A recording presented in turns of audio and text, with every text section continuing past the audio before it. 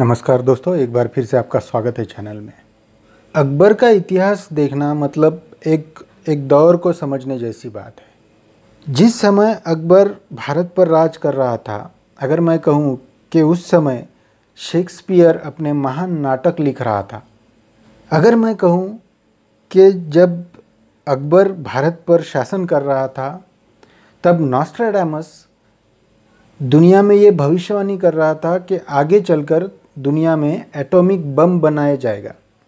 अगर मैं ये कहूँ कि अकबर जिस साल पैदा हुआ, यानी 1542 में जिस साल वो पैदा हुआ, उसके अगले ही साल वो आदमी मर गया जिसने दुनिया को सबसे पहली बार ये बताया कि सूर्य पृथ्वी की प्रदक्षिणा नहीं करता, बल्कि पृथ्वी सूर्य की प्रदक्षिणा करती है,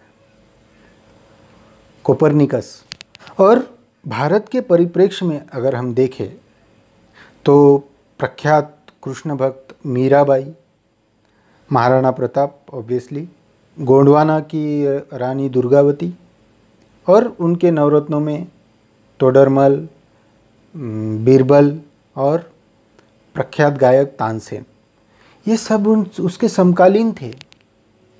और अंत में लिसा डेल जियोकोंडो, जिस साल अकबर पैदा हुआ उसी साल लिसा डेल जियोकोंडो मर गई। आपको पता है लिसा डेल जियोकोंडो कौन है? वो औरत जिसकी मुस्कान दुनिया में सबसे रहस्यमयी मुस्कान मानी जाती है, लियोनार्डो दा विंची की मोनालिसा। तो ये अकबर के जो समकालीन हैं, ये क्या बताना चाह रहे हैं? क्योंकि हिस्ट्री अपने आप को बयान करती है। हिस्ट्री को किसी और को समझाने की ज़रूरत नहीं है कि हिस्ट्री क्या थी। हिस्ट्री अपने आप में इतनी सक्षम होती है कि वो अपने आप को बयान करती है। तो ये सारे अकबर के समकालीन ये क्या बताना चाह रहे हैं?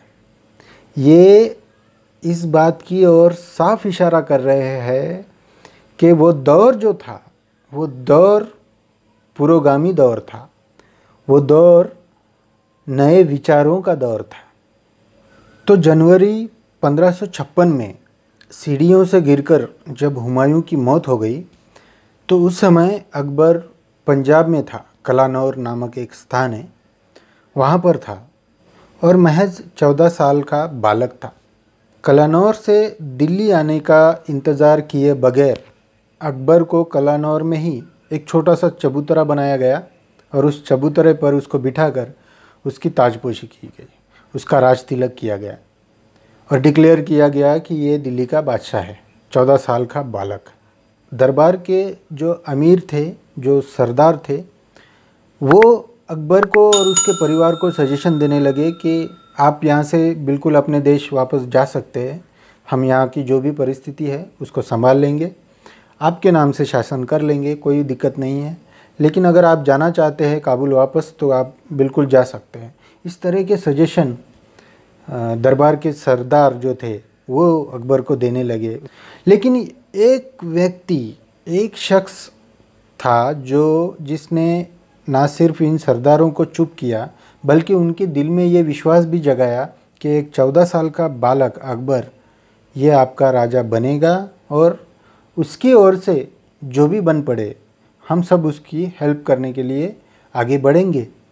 ये विश्वास जब उसने सरदारों को दिया, क्योंकि बैरम खान की रिस्पेक्ट उस समय दरबार में बहुत थी, क्योंकि बैरम खान ही ऐसा व्यक्ति था जो हुमायूं के विजनवास के समय, हुमायूं जब यहाँ से बेदखल किया गया इंडिया से, तब से लेकर वापस हुमायूं के आने तक, दिल्ली के तख्त पर बैठने तक बैरम खान जो था वो उसका साथी था।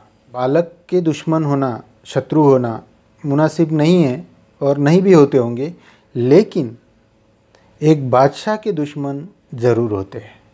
यहाँ पर भी दिल्ली के बादशाह के कई दुश्मन थे, जैसे मेवाड़, जैसलमेर, जोधपुर के राजपूत, इनके अलावा गोंडवाना की रानी दुर्गावती, इनके अलावा भी मेवाड़ और गुजरात के स्वतंत्र शासक जो नए नए शासक बने थे, स्वतंत्र हो गए थे, अपने आप को उन्होंने स्वतंत्र डिक्लेयर कर दिया था।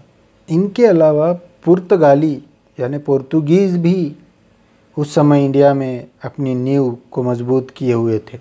50 साल ही पहले आए थे अकबर के, लेकिन इन 50 सालों में उन्होंने भारत में अपनी नींव को एकदम ठोस कर लिया था। तो आगे चलकर इनकी ताकत बढ़ने वाली थी। तो एक लिहाज से अकबर के सामने इनकी भी चुनौती थी।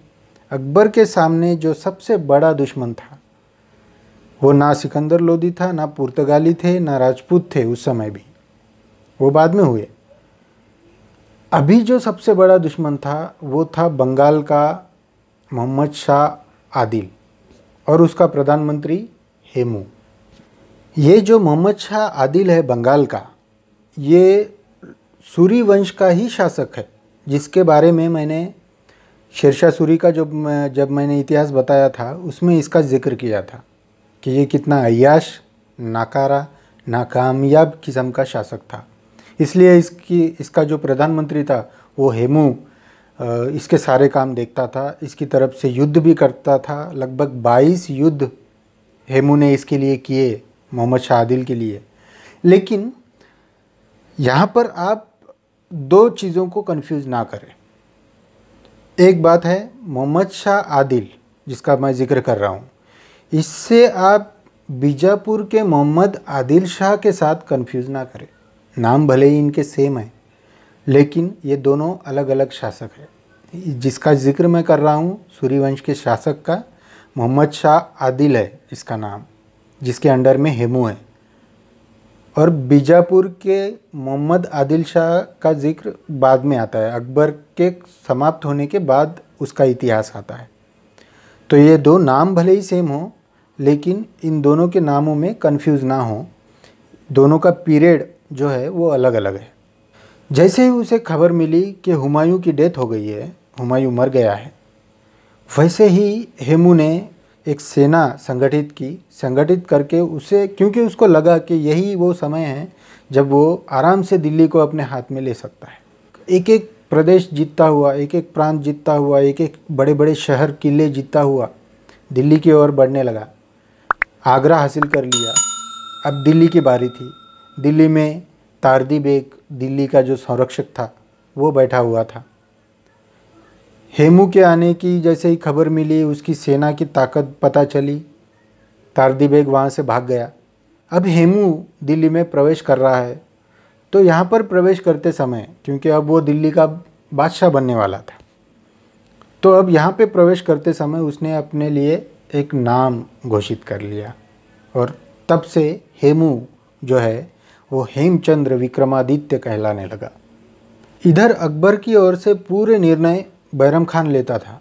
उसे ये बात क्लियर दिख रही थी कि हेमू के साथ युद्ध लड़ने के अलावा अपने पास दूसरा कोई चारा नहीं है।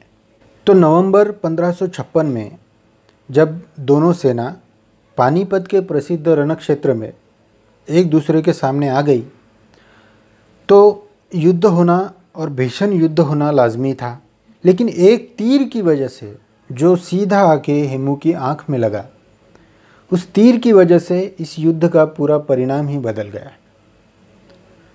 जैसे ही सैनिकों को ये दिखा कि हमारे सेनापति बेहोश हुए, गिरे हुए हैं, तो सेना का जो मनोबल था वो गिर गया। हतोत्साहित होकर सेना हार गई। अब यहाँ पर आकर भारतीय इतिहासकारों में फूट गिरती है। कुछ भारतीय इतिहासकार मानते हैं कि ये अकबर के आदेश से ही इसका सिर कलम करवा दिया गया।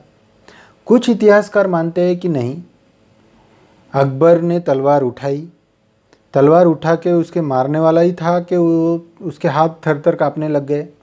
तो ये सीन देखकर बैरम खान पीछे से आया और बैरम खान ने अकबर के हाथ से तलवार छीनी और बैरम खान ने हेमू का सिर कलम करवा दिया। अब यहाँ पर आप क्या सोचते हैं ये कमेंट में ज़रूर लिखिए, लेकिन फ़िलहाल मैं बताता हूँ कि इसमें मैं क्या सोचता हूँ। ये बात मुझे हज़म नहीं होती कि जो बच्चा, भले वो 14 साल का क्यों ना हो, लेकिन वो अगर पानीपत जैसे भीषण युद्ध में मौजूद है, वो अगर युद्ध लड़ रहा है अपने नाम से, भले उसके साथ सेना हो, लेकिन अगर वो पानीपत के युद्ध में आया है, तलवार लेकर आया है, सैनिकों को लेकर आया है, तो वो युद्ध करेगा। ऐसे में ये मानना बहुत हद तक नामुमकिन है कि उसने किसी की हत्या ही नहीं की होगी। और अगर ही उसने किसी सिंगल सैनिक को भी उसने मारा होगा तो उसे हेमू को मारने में कोई बड़ी बात उसके लिए नहीं रही होगी, ऐसा मेरा मानना है। ऐसा तो नहीं हुआ होगा कि दोनों सेना आपस में लड़ रही है और अकबर एक हाथी पर बैठकर गुलाब की खुशबू सूंघ रहा है। ऐसा तो नहीं हुआ होगा। उसने युद्ध लड़ा ही होगा, उसने भी तलवार पकड़ी होगी, उसने भी कुछ सैनिकों को मारा होगा, तो उसके लिए हत्या कोई नई बात तो नहीं रही होगी, वैसे भी उसके खून में ही था।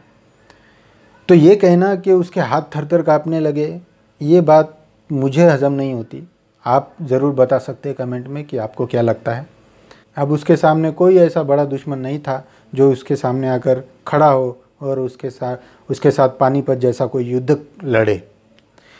ले दे के राजपूत बचे थे, लेकिन अकबर को ये बात बहुत अच्छे से पता थी कि राजपूतों के साथ युद्ध लड़ना मतलब अपना राजकोष खाली करना और अपने सैनिकों की संख्या कम करना, क्योंकि राजपूत जो थे वो कट्टर हिंदू उस समय के थे और एकजुट होकर काम करते थे।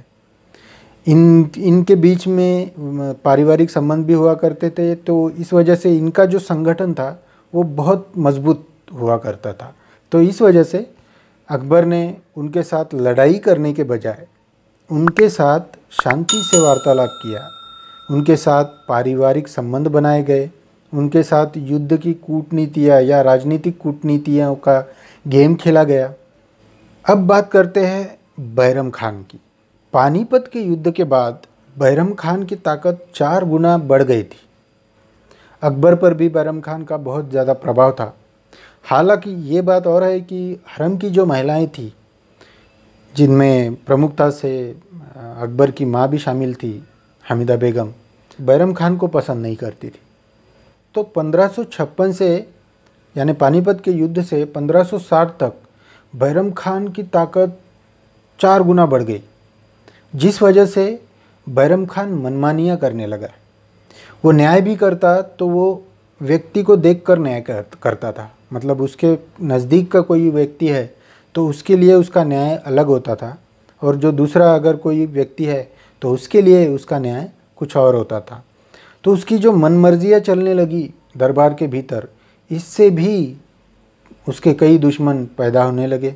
ऊपर से बैरम खान के बारे में दरबार में ये भी अफवाहें फैलने लगी कि बैरम खान मतलब हुमायूं का जो भाई था कामरान, उसके बेटे को गद्दी पर लाना चाहता है और उसके पीछे रहकर सत्ता को अपने हाथ में रखना चाहता है। तो ये खबर भी अकबर तक पहुंची। तो अब जो बालक 14 साल का था 1556 में, वो बालक अब 1560 में 18 साल का युवा हो गया था। तो अब अकबर थोड़ा मैच्योरिटी उसमें आ गई थी, तो अब वो डिसीजंस लेना चाहता था। अब वो चाहता था कि मेरा नाम है तो मैं ही डिसीजन लूँ, अब पावर्स मेरे अंडर आए।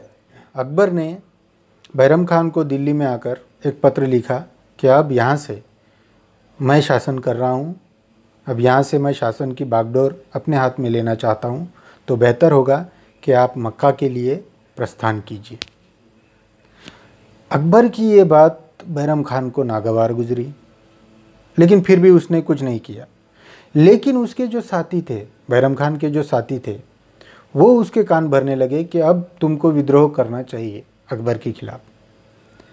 तो एक समय ये भी आया कि बैरम खान ने विद्रोह किया, लेकिन उस विद्रोह का दमन अकबर ने बहुत बेहतर ढंग से किया और उसको हरा दिया। हराने के बाद फिर बैरम खान ने अपने हाथ खड़े कर दिए। फिर अकबर ने भी बड़े दिल से उसको माफ़ कर दिया, क्योंकि वो पुराना सैनिक था, पुराना सरदार था और पानीपत में उसका रोल जो था वो बहुत इम्पोर्टेंट था। तो इस वजह से उसको यूं ही मार दिया नहीं जा सकता था। लेकिन उसके सामने जो उसने प्रस्ताव रखा था कि वो अब मक्का के लिए प्रस्थान करे, तो ये उसके सामने जो शर्त थी वो जैसी की वैसी ही है। तो उसको एक जमघट दिया गया, कुछ लोग दिए गए, जत्था दिया गया और जत्थे के साथ उसको एक शाही जोड़ा भी दिया गया और उस जोड़े को पहन के वो उसको रवाना करवा दिया गया कि वो जाए मक्का के लिए। और वहीं अपनी बाकी की ज़िंदगी गुजार दे। तो इस प्रोसेस में वो जब रवाना हुआ मक्का के लिए बैरम खान, तो इस प्रोसेस में गुजरात में उसे किसी अफ़गान सैनिक ने उसे मार दिया, ऐसा कहा जाता है। तो इस तरह अब हमने देखा कि अकबर के सामने उसके पूरे दुश्मन कैसे एक एक करके ख़त्म होते चले गए और अब अकबर के सामने पूरा प्रदेश जो था वो दुश्मनों से खाली था। तो आज के वीडियो में जो अकबर और बैरम खान का इतिहास था, पानीपत का युद्ध का बैकग्राउंड था और इसके साथ साथ किशोरावस्था में आने तक का अकबर का पूरा इतिहास इसमें बताया गया। आपको कैसा लगा ये हमें ज़रूर बताइए। और नेक्स्ट वीडियो में हम अकबर के सारे युद्धों के बारे में जिक्र करेंगे, सारे युद्धों के बारे में हम बताएंगे और उसमें प्रखरता से, प्रमुखता से महाराणा प्रताप के साथ की उसकी जंग और गोंडवाना की रानी दुर्गावती के साथ के उसके युद्ध के बारे में हम अगले वीडियो में डिस्कस करने वाले हैं। ये वीडियो आपको कैसा लगा ये कमेंट में ज़रूर लिखें। धन्यवाद।